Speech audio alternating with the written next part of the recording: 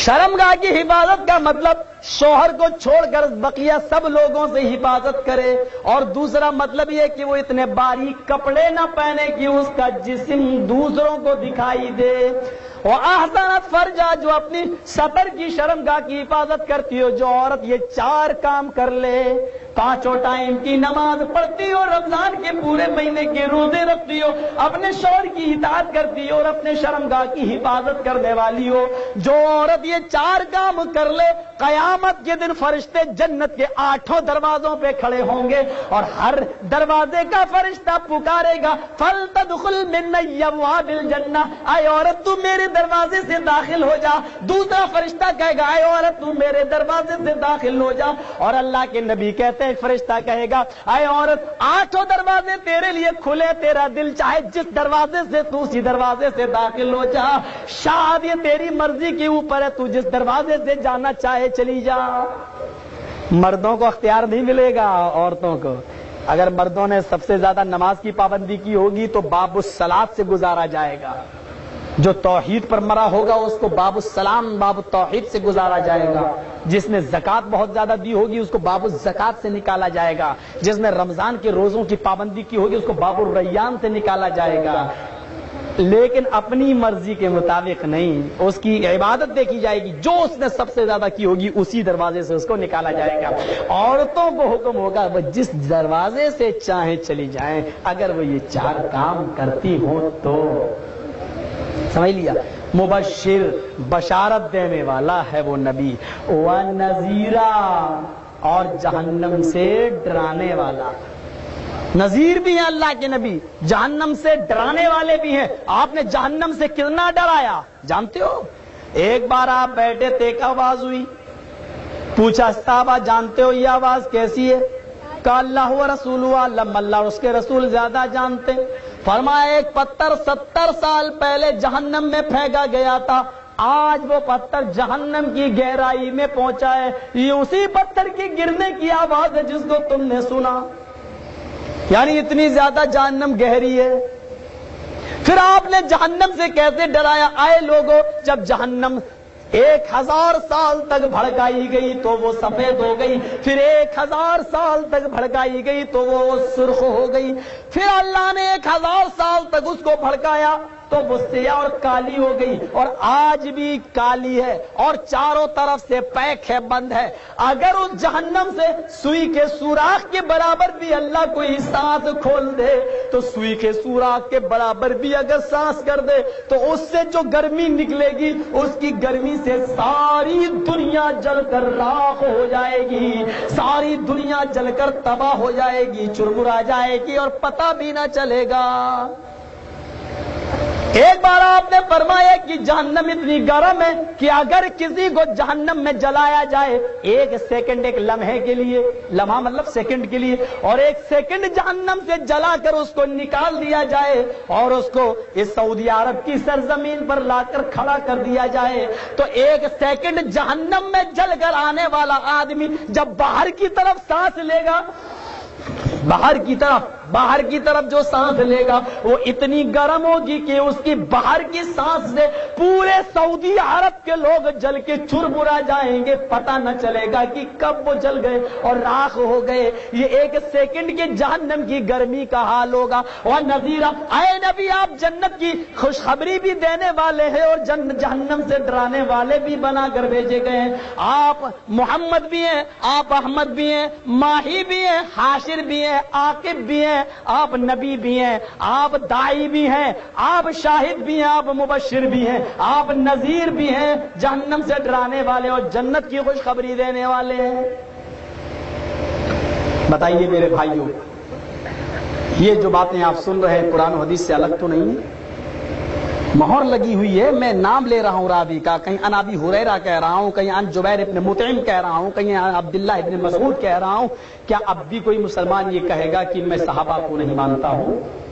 یہ میرے پیارے ساتھیوں بڑی عجیب ایک غفلت پھیلائی جا رہی ہے قرآن و حدیث کو۔ ایک بات بتائیے آپ تھوڑی دیر کے لیے، اگر آج ہم یا کوئی بھی آدمی 10 طوائفوں کو آج بلائے اور ڈانس کروائے تو کیا لاؤڈ اسپیکر آپ گھمائیں گے؟ लाउड स्पीकर घुमाएंगे, हाय मुसलमानों तवाइफ का डांस हो रहा है, 10-10 आई है, लिहाजा वो तुम उन डांस उन तवाइफों का नाच देखने के लिए न जाना वरना तुम जहन्नमी बन जाओगी।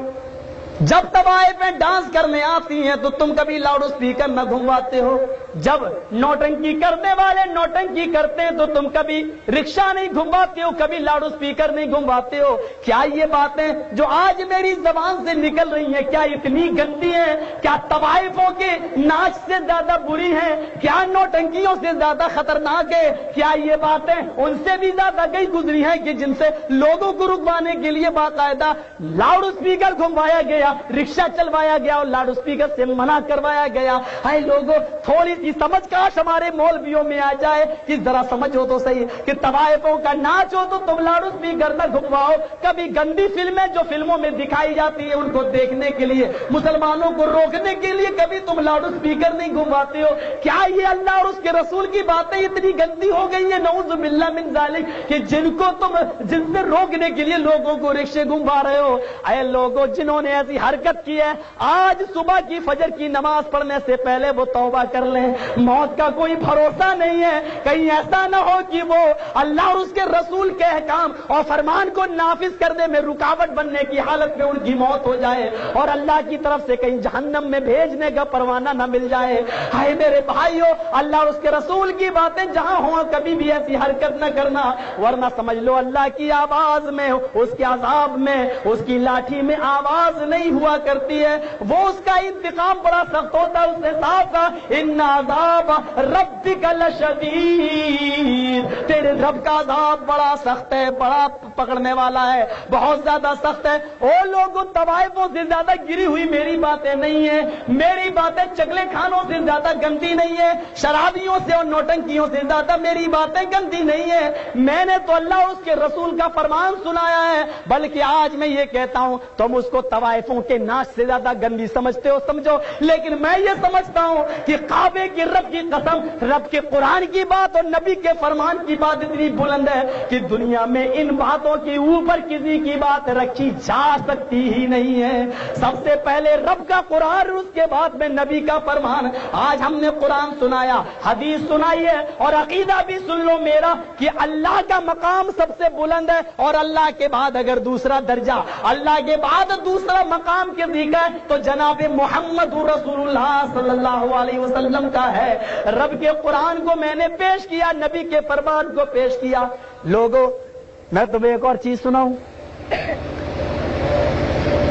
बाइबल जो कहलाती है, ईसाइयों की जो किताब है बाइबल, वो मजमुआ है ओल्ड टेस्टामेंट और न्यू टेस्टामेंट दोनों को मिलाया गया।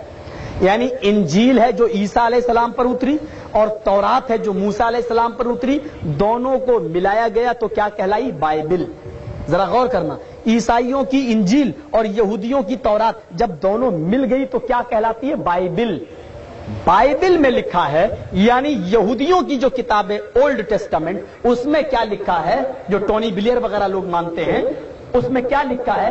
ईसा की मां मरियम ने ईसा को बगैर बाप के पैदा किया, इसलिए वो शक के दायरे में है कि वो लड़का कहां से आया, इसलिए ईसा की मां मरियम को पाक दामन नहीं माना जाएगा।